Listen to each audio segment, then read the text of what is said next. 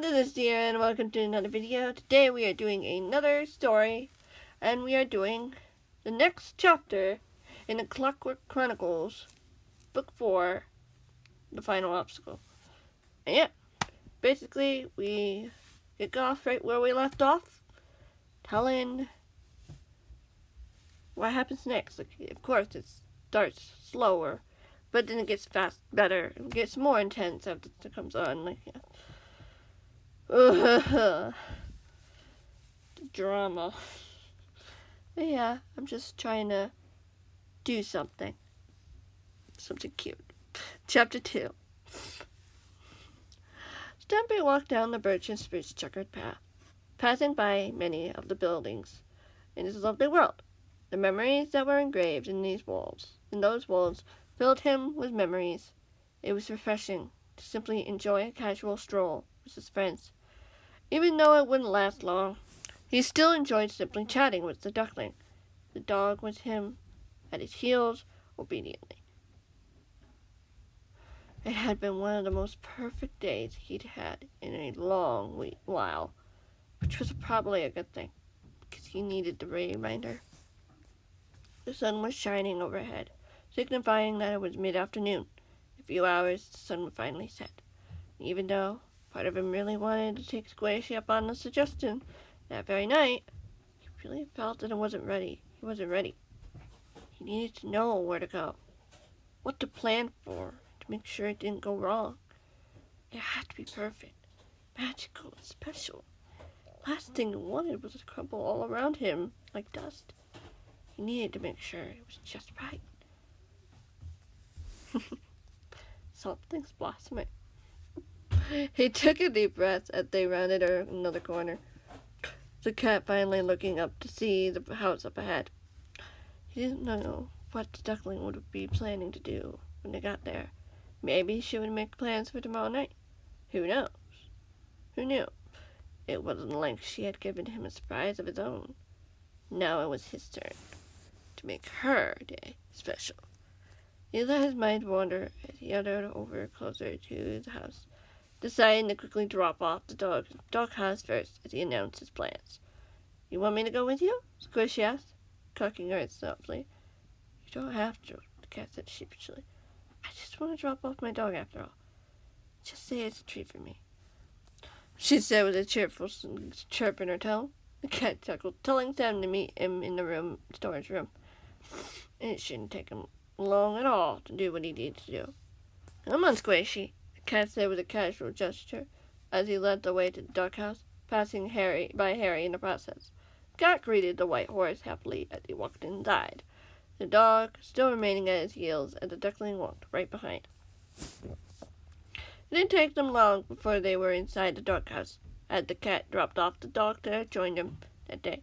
Barnaby, one of the oldest dogs in his pack, instinctively stood up and walked to the cat's side, already knowing what to do before having to be told. You are a very smart boy, aren't you? The cat said with a chuckle, scratched the dog behind the ear as he turned to face the duckling, who was watching him. You can help Sam and me putting the stuff away if you'd like, the cat offered, feeling awkward as he said it, swallowing hard as he fidgeted slightly. I'd love to lend a hand, the duckling said. Only if you need me to. It's up to you, the cat said with a small smile. No, I do know, she replied with a nod. Well, we don't do much of fun things nowadays.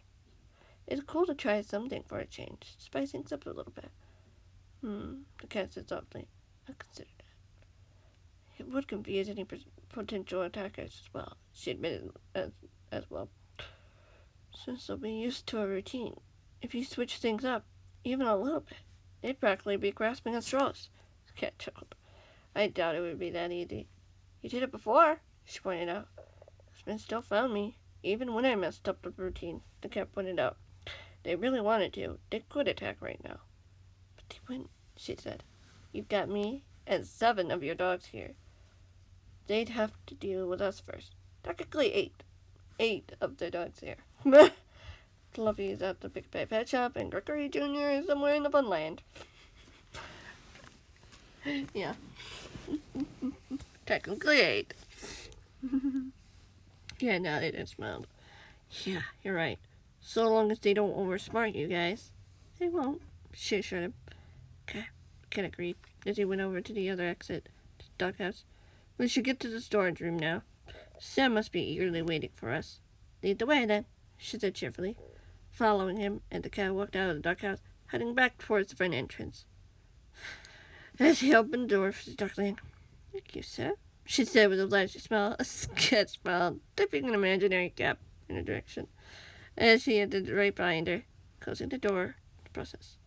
It didn't take them long before they got to the storage room to find the boy waiting for them patiently. The cat greeted him, and they worked together to put everything where it was supposed to be. It surprised the cats how fast they had managed to do it all before they were completely done with at least one more hour of daylight remaining. The cat looked around the storage room, making sure everything was as it was supposed to be, before declaring that he was heading to his room. "I'll be right behind you," Squish told him with assurance. "Of course you will," the cat mused with a smile, relieved to know that he wouldn't be sleeping in his room alone tonight. No, it probably would be fine if he did have his own room back. He just couldn't be sure that someone wouldn't try to attack him again in his bedroom. It happened far too many times than he had liked, and this seemed to be the best option to solve the solution, or at least make it harder for anyone to get away with attempting a kidnapping or much worse. Yeah. I wonder why Hitchhiker hasn't done that.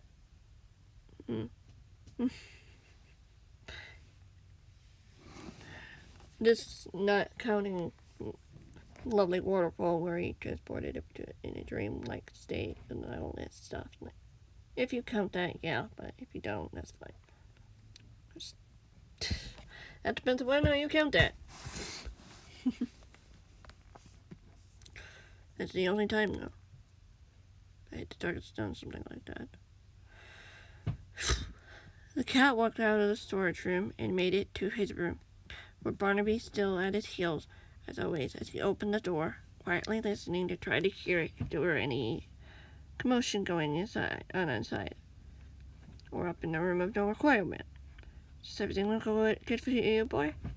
the cat asked the dog as he looked down at his companion, who went ahead into the room to sniff around before barking with confidence. It was safe to go in, though I wasn't sure why he should still be nervous to go in his own room. It had been a couple of months since the last time he'd been dragged out of his room. Yes, but he had nothing to worry about now. His friends were never too far away if he never ever needed them. Besides, if there was danger, Barnaby would have told him. The cat.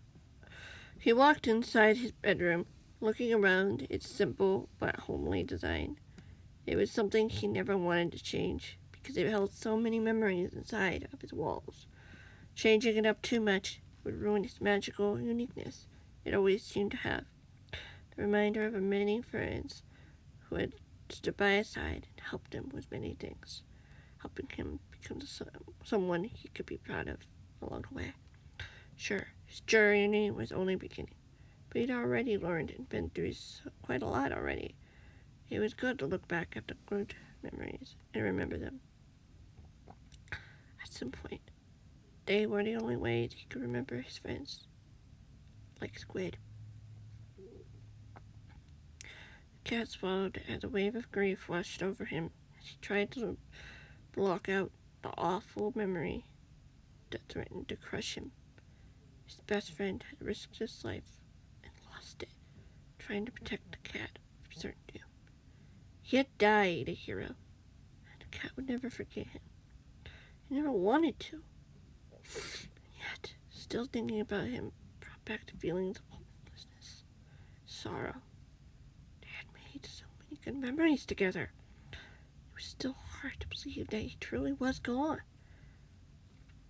He bit his bottom lip as he looked over at Barnaby, who had decided to walk over to his dog bed and sat down. The cat sighed and shook his head, trying to focus more on the good than the bad. Yes, he'd lost a very good friend, but at least he wouldn't be forgotten. The cat would make sure of that as long as he had breath in him. He kept going, even when it seemed impossible, because Squid had made him promise that. He didn't give up, even though sometimes he felt like there was nothing left. Time and time again, his friends had proven that they could do the impossible and help each other, especially when the odds were not in their favor. He appreciated that. He quietly walked over to his balcony door, hesitating as he listened closely to make sure that there wasn't anyone on the roof. Not that there would be, but he could never be so sure. Once he was positive that there wasn't anyone up there, he opened the door and walked out onto the balcony, feeling a cool breeze brush against his fur. Took a deep breath, taking in the fresh air, taking in the scent of flowers, trees, building material, dirt, even a little bit of smoke that came from the mousetrap.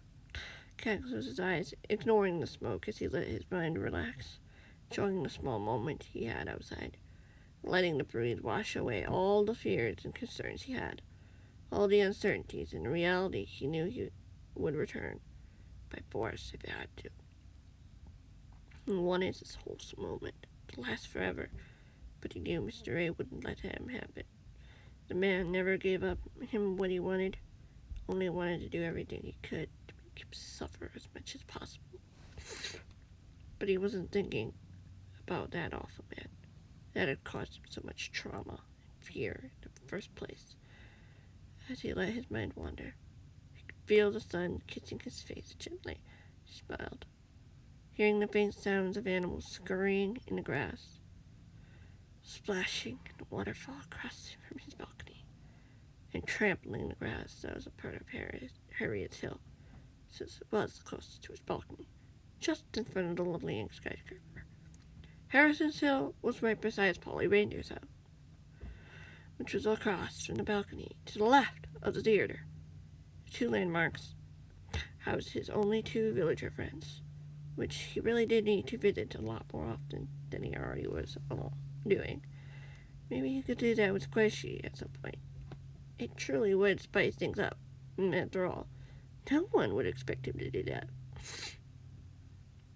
Out of his eyes, he opened his eyes, looking over at his cave that was across from his balcony, formerly the place where he spent his first night all those years ago. Now it was William Beaver's home, and the cat didn't mind it in the slightest. In fact, he was glad someone was using it, and loved living there. It was the beaver's home, and the cat couldn't really argue with that, especially when the beaver could see right to his balcony. Suddenly, his thoughts were interrupted when he heard footsteps behind him. He turned to see Squishy looking back at him, with her big blue eyes, an expression of intrigue on her features as she asked, "What are you up to?" "Just enjoying the view," the cat said, gesturing to the scenery around him. "It looks beautiful when the sun's setting." "It surely does. It sure does," the duckling agreed with a nod. "Yeah," the cat said and swallowed back his nervousness as he added, "What do you want to do tomorrow night?" "I want to make it special, just for you." "For me?" she asked in surprise. "Really?" "You did it for me months ago," the cat pointed out. "I deserve a shot, at least." "Well, all right," she said thoughtfully, with a smile. "But how about we come inside first? I don't want any eavesdroppers trying to drop into our conversation." "Do you think someone would do that, after having no sign of them?" "Cat asked. "Just because they aren't around doesn't mean they've forgotten about us," she pointed out. "I don't want to give them an opportunity to surprise us." "But it's been months," the cat insisted. She shook her head and smiled. "Mr. A, it only means that we have more of a chance to let our guard down. I'm not going to let that happen. Are you?" "No, of course not," the cat replied. "It just seems so over the top after hearing nothing for so long. Sam and I have been doing what we can to ensure that you're safe," she assured him. "The helpers have done their part, too, as well." "I know," the cat nodded. It's just hard to imagine anything going wrong after so many things have gone right. I think that's part of why the target surprises you so many times. You don't expect them to attack, and you're left scrambling most of the time." she pointed out. This time, though, is much deadlier when it comes to Mr. Aceman. He's not trying to trick you or trap you like your nemesis. He's trying to finish you once and for all. You can't let that happen. I can't let that happen. The cat nodded, seeing the expression of sadness on her face. He understood where she was coming from. Truly appreciated her honesty. She truly did care for him and wanted the best for him. They had done what they could. Hopefully it would be enough. Come on, how about we go inside and talk about it? The cat offered, and he headed for the door, allowing the duckling to go first before he followed suit, closing the door behind him. The duckling sat on a yellow bed, which was right beside the balcony window. The cat walked over to his bed as well, sitting down as he tried to decide what to say next, before finally picking one of the questions. So, what is your idea of a perfect night? The duckling paused for a moment, carefully thinking as she tried to decide what answer she would get, before stating, simply being with you is enough for a perfect night. No fancy restaurants? No dancing under the stars?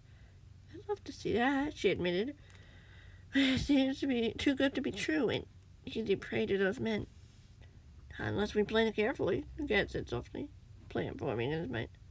Tell me, Duckling said eagerly, as the cat managed to smile, and told her his idea, taking his time to describe in detail everything he wanted. She listened carefully, asking questions when appropriate. So you're going to tell Sam? Duckling asked. We could talk about it, the cat shrugged. But I'm sure that he and the helpers can make sure this night is like any night you've ever had. That's good. The duckling smiled and leaped from the bed, jumping onto the cat excitedly. Yay! Giving him a happy hug before pulling away, her cheeks red with embarrassment. Sorry, she muttered with a cheeky smile. There's no need to apologize, Squishy, the cat said with a smile. In fact, I wouldn't mind if you gave me another one. She laughed, pushed it back onto the bed. You need to earn it, Stampy. He laughed in return. I know, but it's good to see you so happy. You too, she agreed with a nod. The cat smiled as he sat back up, his eyes twinkling as he looked at his friend. Meeting her eyes, he felt his heart fluttering in his chest. This felt different. It felt real. It was something special. No one could keep this away from them. No one would be able to separate them. Ever.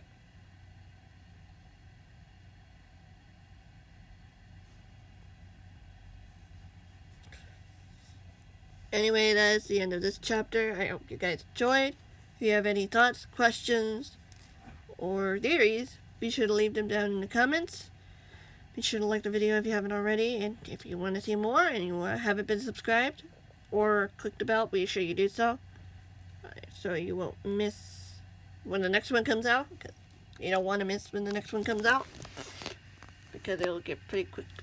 It'll get pretty quick, pretty fast. It's just a start of something new. Something I've wanted to do. Explore. Oh, it's gonna be fun. Thank you guys so much for watching, and I hope you have a fantastic rest of your day. Bye.